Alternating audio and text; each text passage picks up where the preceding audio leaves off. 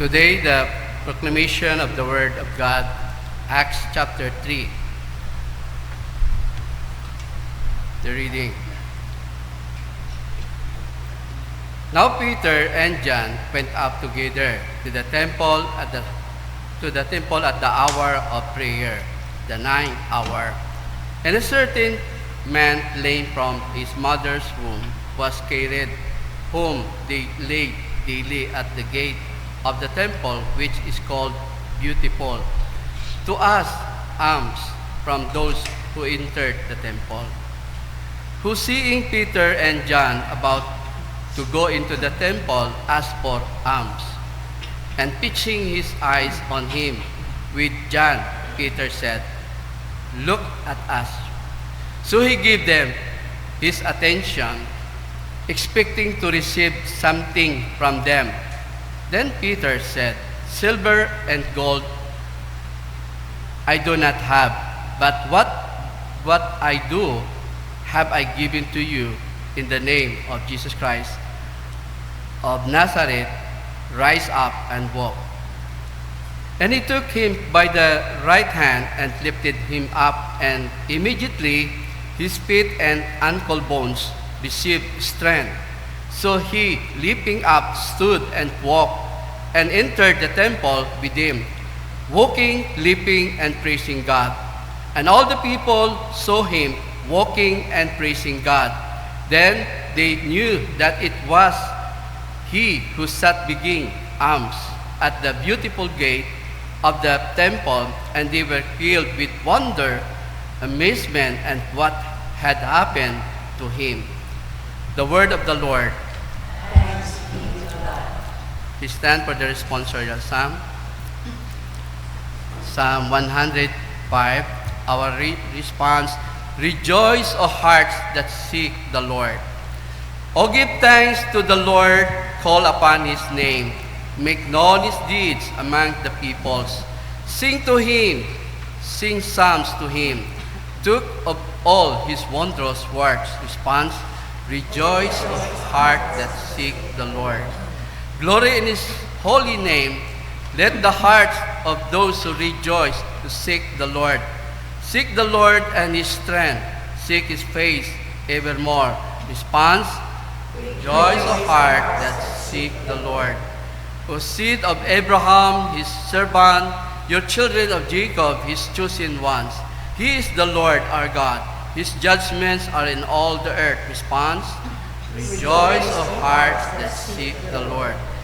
He has remembered his covenant forever, the word which he commanded for 1,000 generations, the covenant which he made with Abraham and his oath to Isaac. Response: Hearts seek the Lord. Glory be to the Father, and to the Son, and to the Holy Spirit.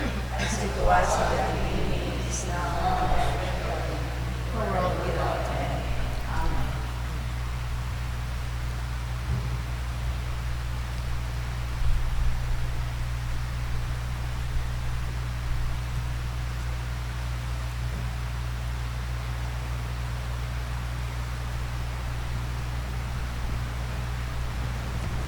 The Lord be with you. The Holy Gospel of our Lord Jesus Christ according to St. Luke, chapter 24.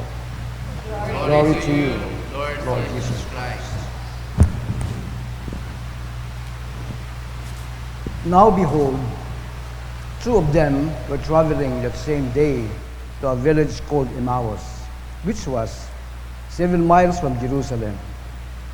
And they took together of all these things which had happened. So it was, while they conversed and reasoned, that Jesus himself drew near and went with them. But their eyes were restrained, so that they did not know him. And he said to them, "What kind of conversation is this that you have with one another as you walk and are sad?" Then the one whose name was Cleopas answered and said to him, "Are you the only stranger in Jerusalem? And have you not known the things which happened there in these days?" And he said to them, "What things?" So they said to him, The things concerning Jesus of Nazareth, who was a prophet, mighty indeed, and word before God and all the people. And now the chief priest and our rulers delivered him to be condemned to death and crucified him. But we were hoping that it was he who was going to redeem Israel. Indeed, besides all this, today is the third day since these things happened. Yes, and certain women of our company who arrived at the tomb early astonished us. When they did not find his body, they came saying that they had also seen a vision of angels who said he was alive. And certain of those who were with us went to the tomb and found it just as the women had said, but him they did not see. Then he said to them, O foolish ones, and slow of heart to believe in all that the prophets have spoken. Ought not the Christ to have suffered these things and to enter into his glory? And beginning at Moses and all the prophets, he expounded to them in all the scriptures the things concerning himself. Then they drew near to the village where they were going, and he indicated that he would have gone farther.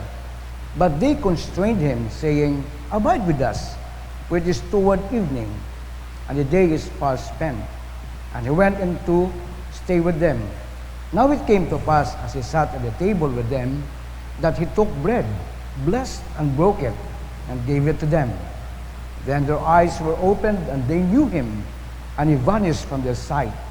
And they said to one another, Did not our heart burn within us while he took with us on the road, and while he opened the scriptures to us? So they rose up that very hour and returned to Jerusalem, and found the 11, and those who were with them gathered together, saying, The Lord is risen indeed, and has appeared to Simon. And they told about the things that had happened on the road, and how he was known to them in the breaking of bread. The Gospel of the Lord. Praise to you, Lord Jesus. Please be seated. The section heading of our Gospel reading this morning talk about the walk to Emmaus. And for us these days as God's people, we are to walk with our great and good God according to his terms. Loving him above all as our response to his will, and deep respect of him in response to his purposes in our lives. He said, loving him above all as our response to his will, and in deep respect of him in response to his purposes in our lives. Nahambay ko ra, bagod nga ni nga, kung atong ibalwahon atong kaugalingon ay, sino kita na para igiya na aganang dahon sa anang simbahan?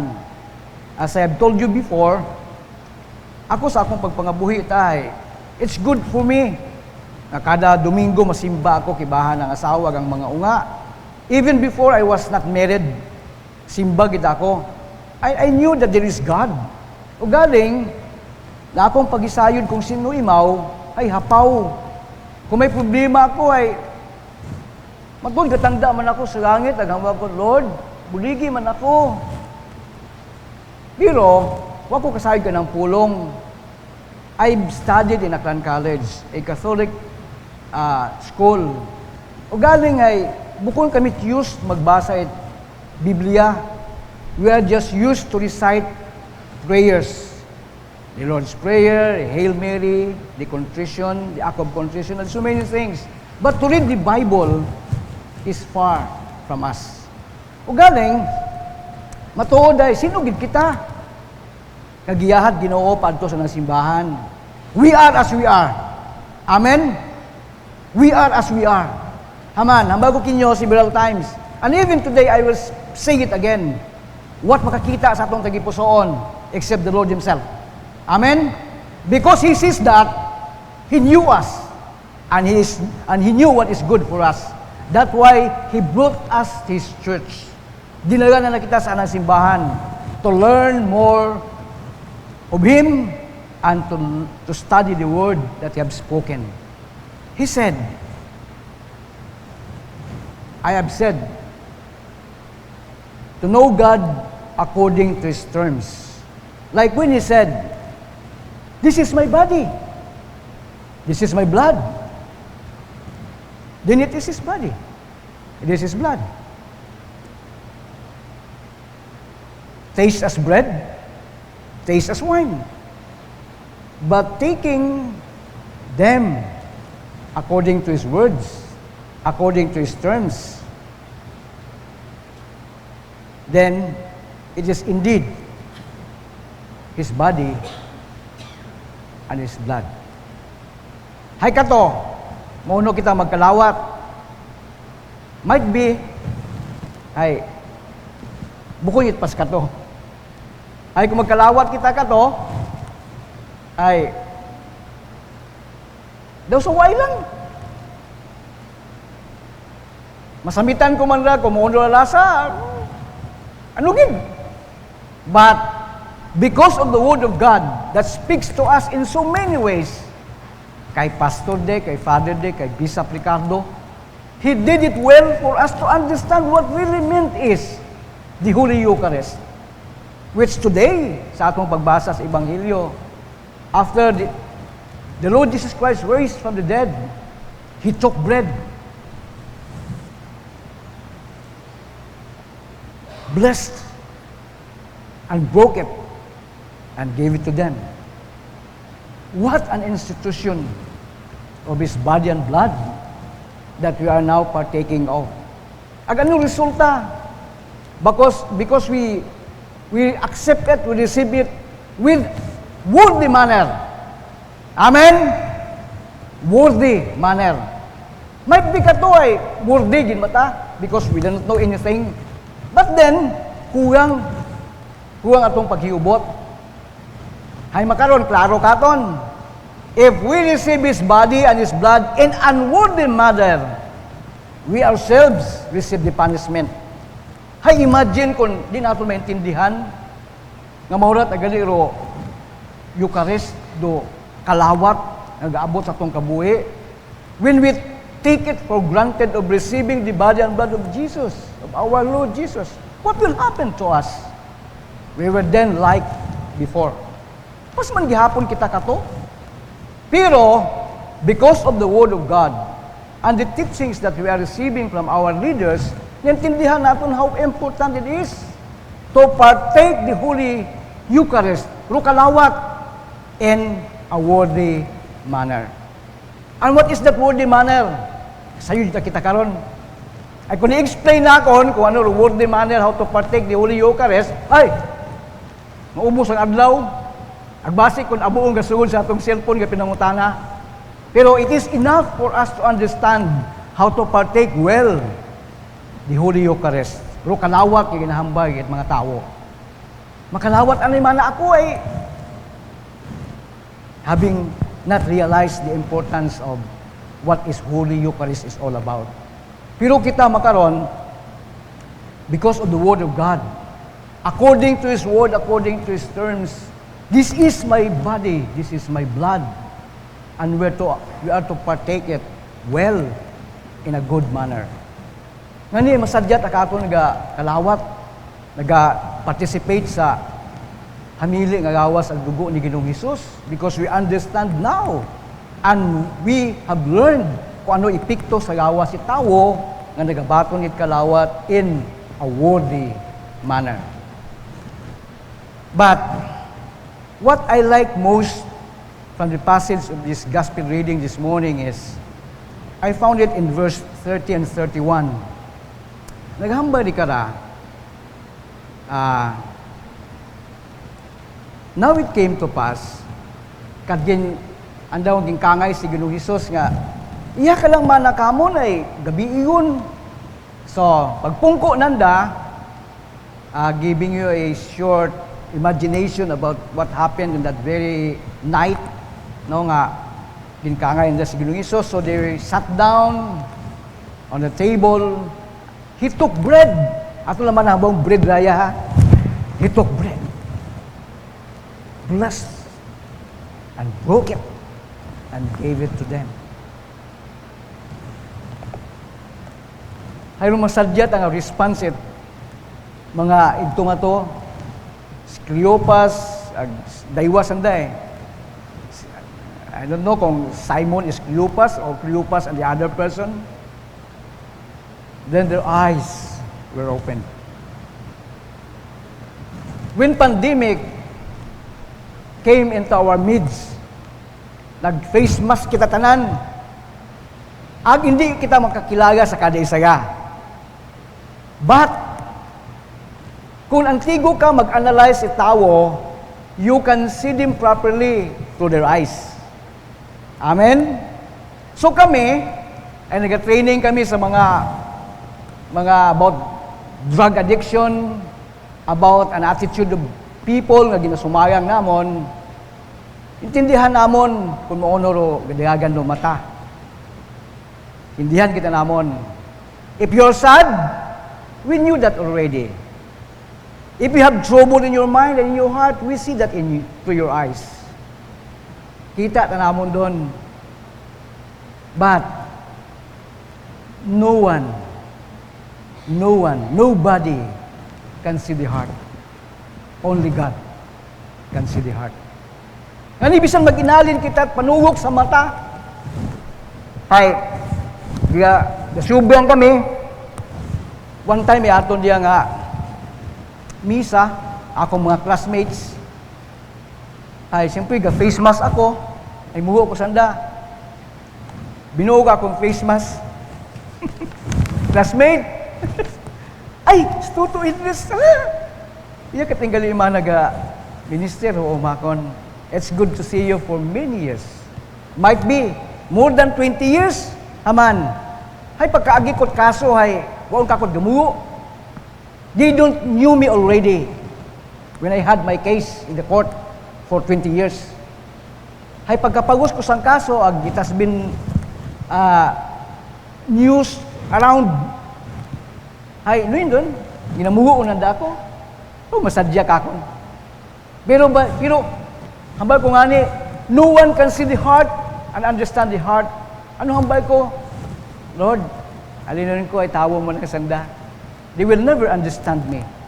So, hay rado masadya, kinita kami, sangkiri nga, storya, biso-biso, and then it is. Sa scriptures naton, after the Lord Jesus Christ took the bread, blessed, and broke it, and gave them to them, then their eyes were opened, and they knew Him. Ang pagkakilala nila kay Ginoong Hesus. Hindi ko nga maintindihan, hamat na duwa ta si Ginoong Hesus ang pananaw. Do you agree with me? I am saying, pangutan na kinyo, do you agree with me? Ako di ako makagubot, kahit bayad. Hamat na duwa si Ginoong Hesus. During that time, ay nagapungko si Ginoong Hesus, gingkangay na daimaw, pumungko, ay binuon na tinapay, ging bless na, ging break na, ging tao kanda. And their eyes were opened. Pagbukas ka ng mata, the Lord Jesus is no longer with them. How is it? Amen? Imagine ninyo, gigatubang kita sa pagkaon, mga ito na, kaon kita. Basi one of you ay pumanaw at gulpi. Naturally, hindi natin makita. But this happened in the lives of these disciples of the Lord Jesus Christ. They were eating. Awa pag kaon. Nagtaok mo yung tinapay si Ginoong Hesus. And when their eyes were opened, He vanished in their sight. Haman. Okay. We will find the reason kung Haman. But not today. Amen? But not today. We will see the Lord Jesus Christ in our hearts as we partake the Holy Eucharist. We will see Him in our heart as He sees us through our hearts. Ngani, wa kita pwedeng maitago sa atong Ginoo. Everything is naked in the eyes of our God. Therefore, we will accept Him, we will receive Him according to His Word, and according to His terms. Lumasad siya pagid nga kita nakon hay rumayad nga response it natong mga disipulo. And might be this is also true to us. Kita ko man dyan sa verse 32 sa 34. Anong hambay? And they said to one another, "Did not our heart burn within us while He took with us on the road, and while He opened the scriptures to us?" So andang reaction. So they rose up that very hour and returned to Jerusalem and found the 11 and those who were with them gathered together, saying, "The Lord is risen indeed." The Lord is risen indeed. The Lord is risen indeed. Anong masadya nga balita?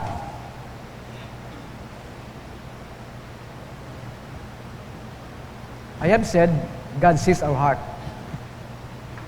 Loving one another, and we speak, and our speak for another, as the joy and peace of our heart that fills you and me in all aspects of our lives.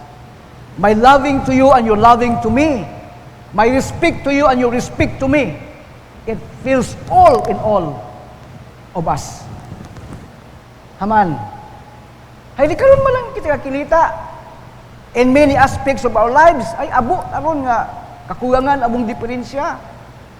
But when I love you and you love me, and when I respect you and you respect me, kitagabo kita rin karon. Amen.